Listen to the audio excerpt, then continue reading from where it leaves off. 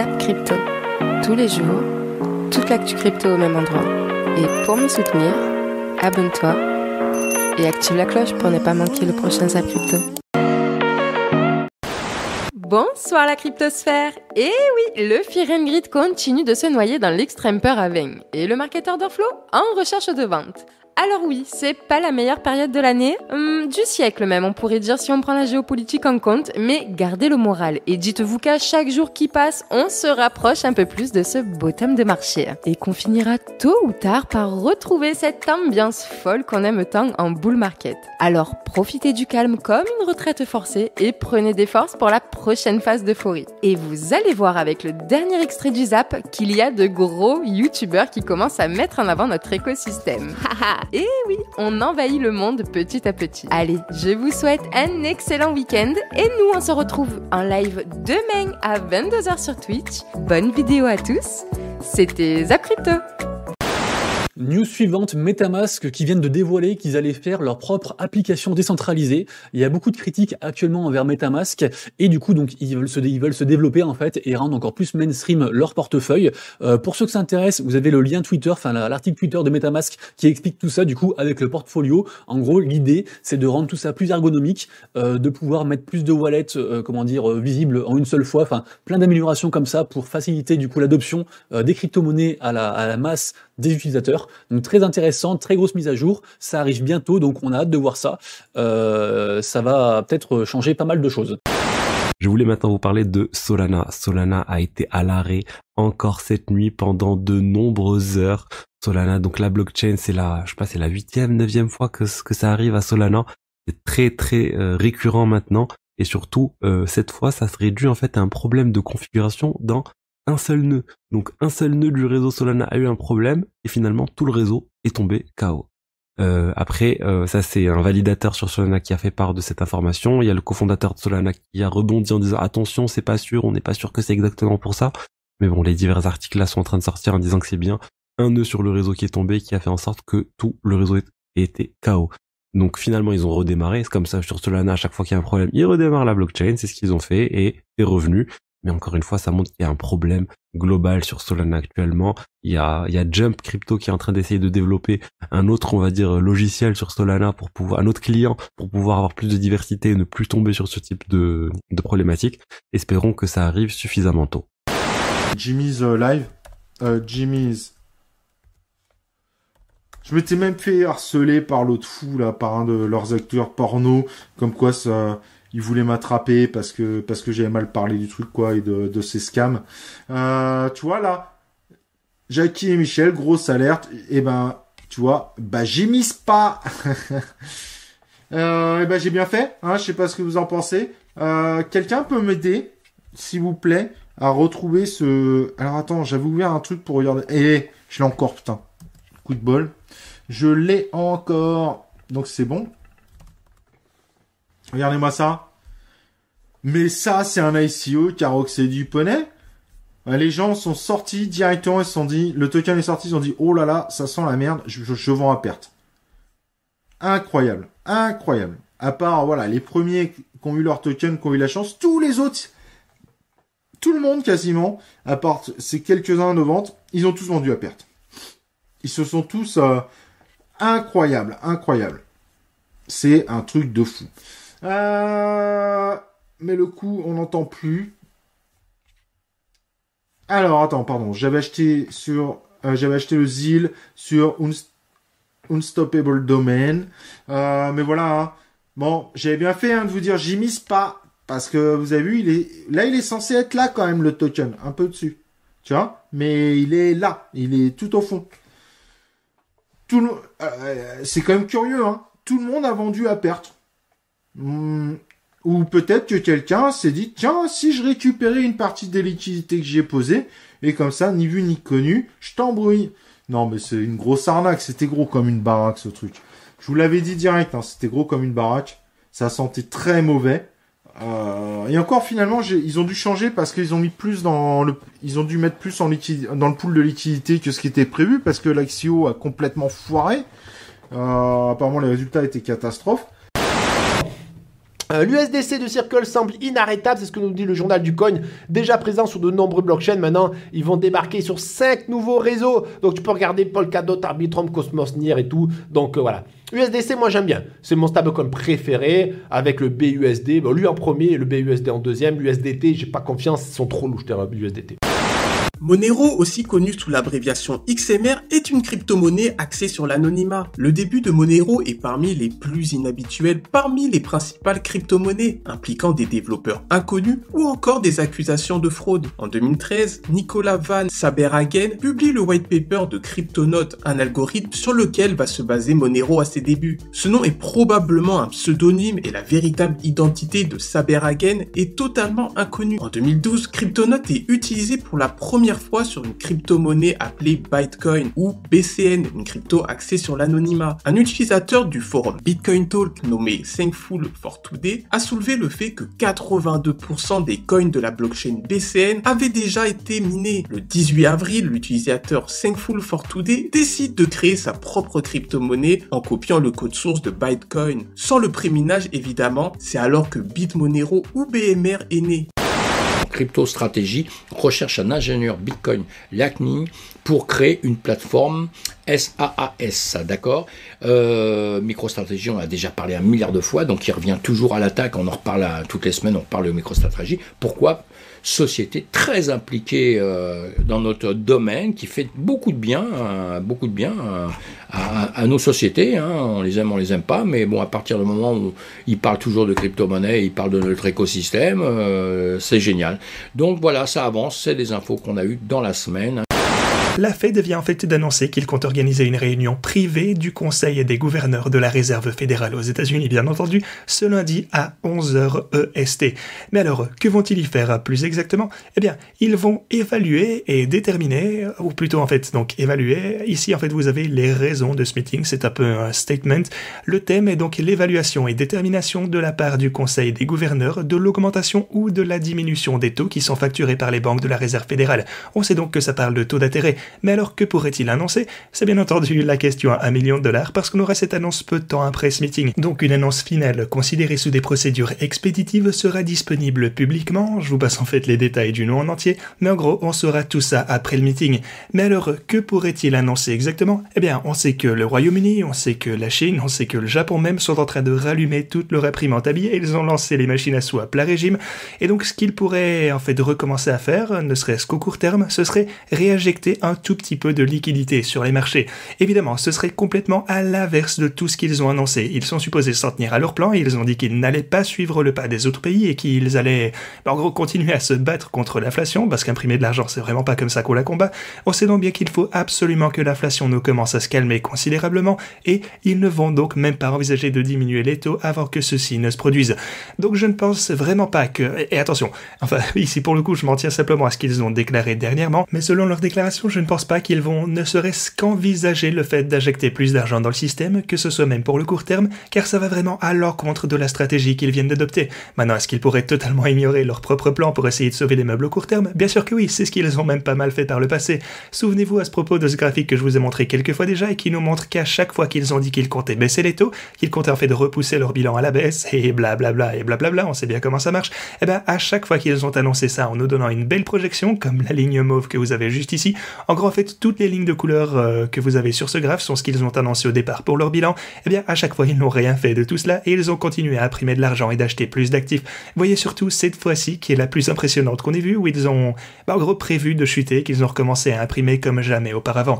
Maintenant, cette fois, c'est sûr, l'inflation est hors de contrôle, on sait qu'au fil de l'histoire ils n'ont pas toujours respecté ce qu'ils avaient déclaré, mais cette fois la différence c'est que la situation est bien plus critique que précédemment. Ici, ils peuvent pas vraiment ignorer l'inflation, donc voilà, sur une échelle de probabilité, je pense que, et encore une fois, je pars simplement du principe qu'ils vont respecter ce qu'ils ont annoncé, eh bien, ils devraient certainement tenir leur parole cette fois. Le truc, c'est que cette fois, ils perdraient toute crédibilité s'ils ne le faisaient pas et qu'ils imprimaient encore plus d'argent, mais alors quel serait un autre élément ? Eh bien, si on surveille aussi de près l'inflation de base, et visiblement, elle ne va pas en s'améliorant, eh ben, ouais, c'est en train d'empirer, vous avez ces données qui ont été publiées il y a quelques jours seulement, et voilà peut-être la raison pour laquelle ils ont prévu ce meeting d'urgence.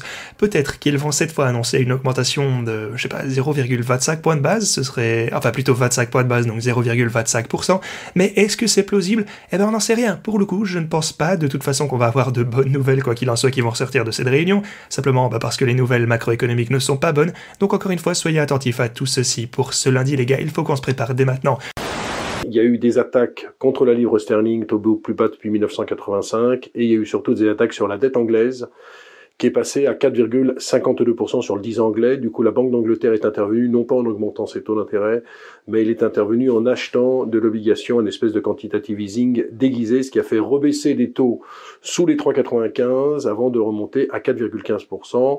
Il y a donc une grande problématique au Royaume-Uni, tout simplement parce que la Banque d'Angleterre d'un côté augmente ses taux pour lutter contre l'inflation, et de l'autre côté, le gouvernement anglais fait un plan de relance budgétaire ultra-inflationniste. Donc c'est assez compliqué à comprendre. Ce qu'on peut vous dire, c'est que ça n'arrange pas du tout les affaires de la Grande-Bretagne, qui est avec une inflation de l'ordre de 10%. Et puis il y a un précédent, la dernière fois qu'il y a eu un plan de relance massif comme ça, avec une forte baisse des impôts, c'était en 1972.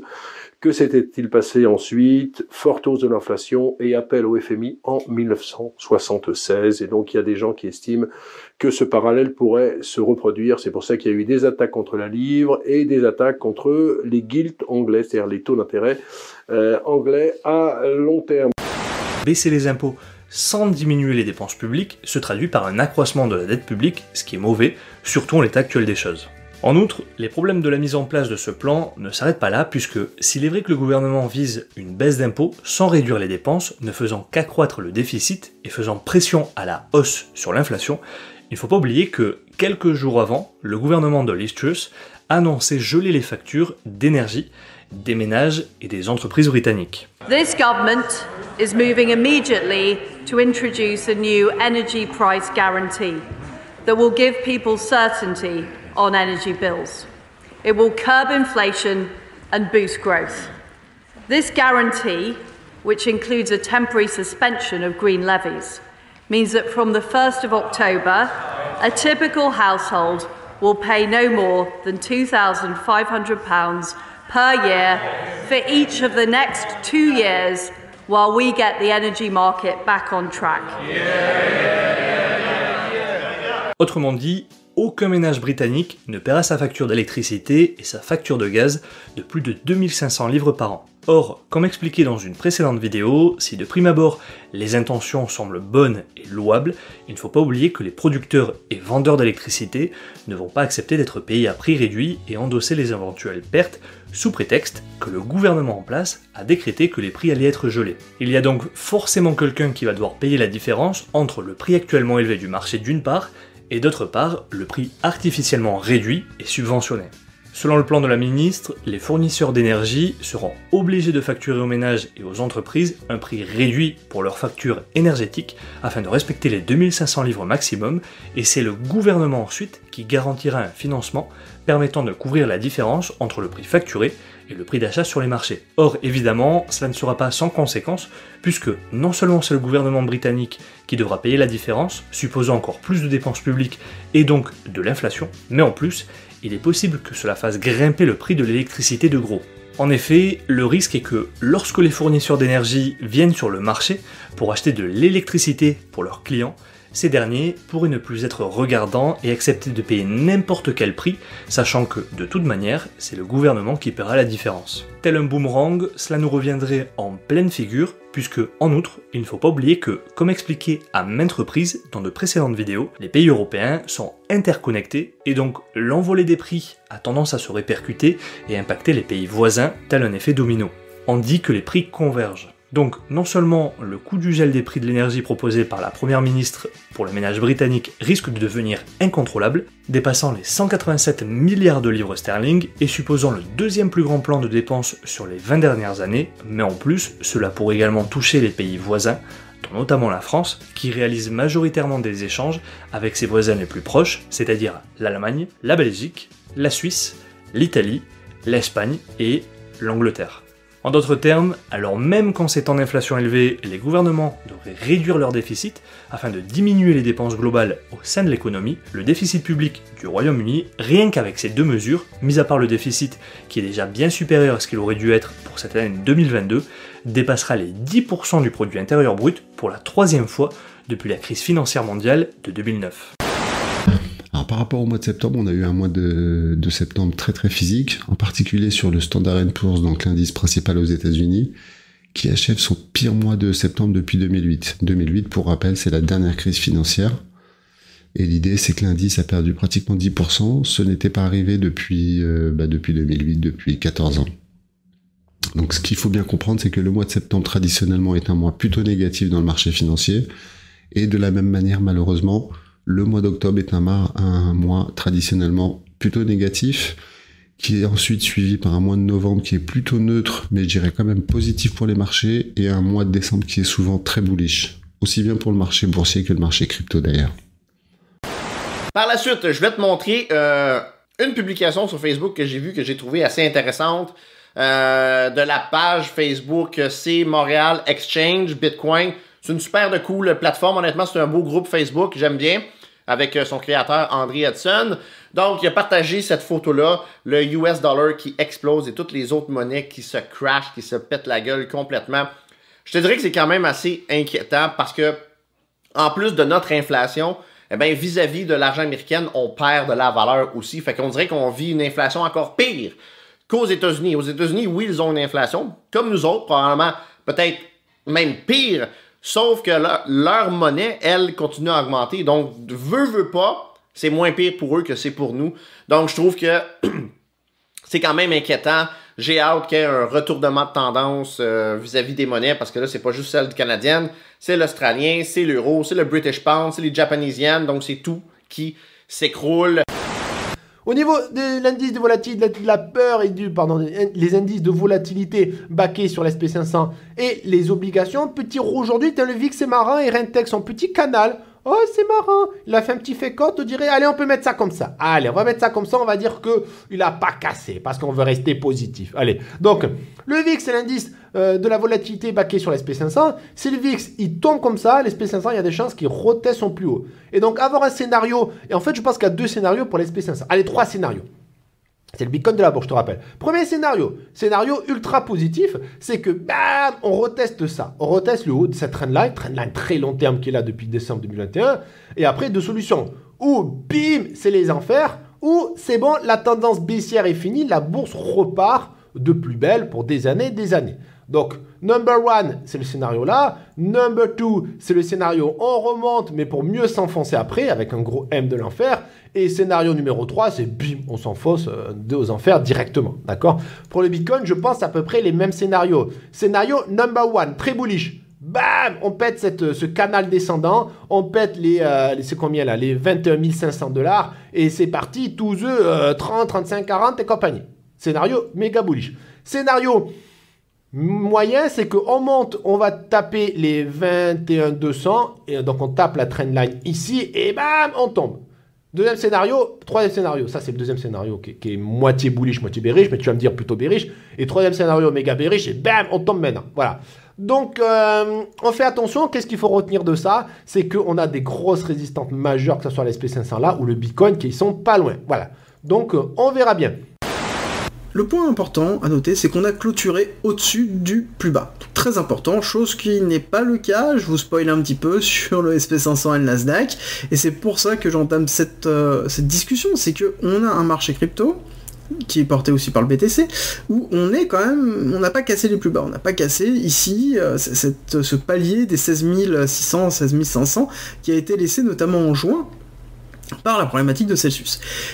Donc on a quelque chose qui est, somme toute, assez résilient et qui est assez fort, et d'où cette notion de réflexion de qu'est-ce qui peut se passer, et est-ce que, on se pose la question, est-ce que dans un marché qui est en récession, qui entre dans un bear market d'une macroéconomie compliquée, est-ce qu'on aura derrière une chute effective des crypto-monnaies, ou plutôt une forme de résilience, ou plutôt une accélération? Et je vais vous donner mon point de vue, et mon point de vue avec des éléments techniques. Déjà, somme toute, le point important à retenir, c'est que nous sommes structurellement en dessous du 618, en dessous du 786, donc on est toujours dans une zone d'achat très forte pour cet actif, pour le BTC en lui-même, et quand on regarde un petit peu ce qui se passe au niveau de différentes bougies, on voit que depuis déjà 4 mois, on est dans quelque chose où on est dans une forme de consolidation. On a Ishimoku qui se trouve ici, où le palier fort d'Ishimoku est beaucoup plus bas, et à 10 000. On sait que quand on trade du Ishimoku, on a un objectif qui est à 10 000. Oui. Est-ce qu'on est obligé d'aller le chercher? Beaucoup disent, oui, forcément, voilà, le prochain arrêt, c'est ici. Bon, il n'y a aucune raison qu'on n'y aille pas. Ok. Ben, on va regarder en termes de fractalité. Ici, donc 2018, gros bear market, gros crypto winter qui a duré très longtemps. Ok. Est-ce qu'on est allé chercher la plat qui était à 636 $? Absolument pas. Absolument pas. On a fait une chute, une remontée, une chute. On est passé à travers, justement, le Kumo. Et ensuite, on est restructuré à la hausse sur une accélération haussière. D'accord. Ok. Ok. Voilà. Là, on est en mensuel. On le voit bien que ce n'est pas une force, ce n'est pas obligatoire qu'on aille chercher les 10 000. Du tout. On sait qu'on a des targets. On a des prolongations qui se trouvent là. On sait que c'est possible. Est-ce que c'est une finalité obligatoire? Non. On va se mettre une EMA 200. Donc on va aller dans indicateur, on va taper EMA, Moving Average Exponential, c'est ce qu'on veut. Je vais la modifier. Donc input, ça va être, ici c'est pas 9 mais c'est 200. Et le style, on va mettre ça comme ça, ouais. En plus gros, en bleu ça me va très bien, ok. Et voilà, donc là vous avez votre EMA 200. Ça va vous donner le trend long terme, moyen long terme plutôt. Plutôt moyen terme d'ailleurs. Donc là, on voit clairement que depuis le plus haut, on est sur un trend baissier. Vous voyez la EMA, donc là la ligne bleue, elle fait que baisser en fait. Elle fait que baisser. Ici, on a eu un petit moment assez aplati et bam, tout de suite elle est repartie à la baisse. Donc là, fort trend baissier. Ici, vous voyez qu'on était sur un trend haussier, hein, entre le fin juillet jusqu'au all-time high, en gros, trend haussier. Ici, trend baissier. Et ici, trend fortement haussier. C'est une belle ligne droite. Donc, c'est visuellement très facile de voir si on est sur un trend baissier ou haussier. Ici, bien évidemment, on est toujours en trend baissier. C'est évident. Hein. On est en plein bear market. On commence à stagner entre guillemets, c'est-à-dire que là on est aux alentours des 20 000 depuis un bon moment, ça traîne pas mal, ça veut pas dire qu'on va forcément casser à la hausse ou à la baisse, mais en tout cas ça fait un moment qu'on cherche sur ce niveau-là. Donc vous allez voir que la EMA en fait va s'aplatir gentiment, hein. Ça prend du temps puisque là c'est du daily, hein, donc il faut une journée de cotation pour faire une bougie, donc la EMA va de jour en jour s'aplatir, à voir si le marché veut casser à la hausse ou à la baisse, mais une fois de plus on peut range pendant des semaines ou des mois même, sans que le marché ait de vraie orientation. Donc là, on est toujours en train de baissier. Éventuellement, on va range un petit peu, à voir. Ça, personne ne peut savoir. Mais ça peut vous donner en tout cas un indicateur facile pour vous donner le trend. Ether qui commence à nous faire un petit truc en daily. C'est ce que je vous dis, hein. Ether est quand même beaucoup plus intéressant à acheter, à mon sens, que BTC. Ce qui est dur. Parce que quand tu as un BTC qui est sale, tu n'as pas envie d'acheter autre chose. Ça, c'est clair et net. Et si on avait un bottom sur BTC, ce serait très bien. Même encore une fois, juste pour avoir un petit rallye, ce que je disais sur le dollar, juste un petit truc comme ça, juste pour revenir ici. Il y a une hausse à jouer. Qu'importe ce que derrière on fait, si on consolide pour aller plus haut, ou si on crash pour aller à bear market pendant encore 2 ans. Qu'importe. Qu'importe le scénario, je pense que on a quand même un bon potentiel de rebond. Mais vu le fond, la tendance de fond est toujours baissière, il n'y a pas de souci là-dessus. Juste un petit rebond, jusqu'où je sais pas, mais je pense que ça peut se jouer. Et voilà, et sur Ether, bah, c'est pas mal en vrai, on a un retest. Est-ce qu'on a une div? On avait une div ici. On a une div, un retest, et on a maintenant la structure qui est en train de casser, on casse toutes ces mèches. Idéalement, on casse ce niveau-là. Et Ether pourrait, selon moi, avoir un bon rebond, mais bon. Rien de bien fou pour l'instant. On est quand même sur un très beau niveau post-merge. Et c'est ça qui m'intéresse personnellement.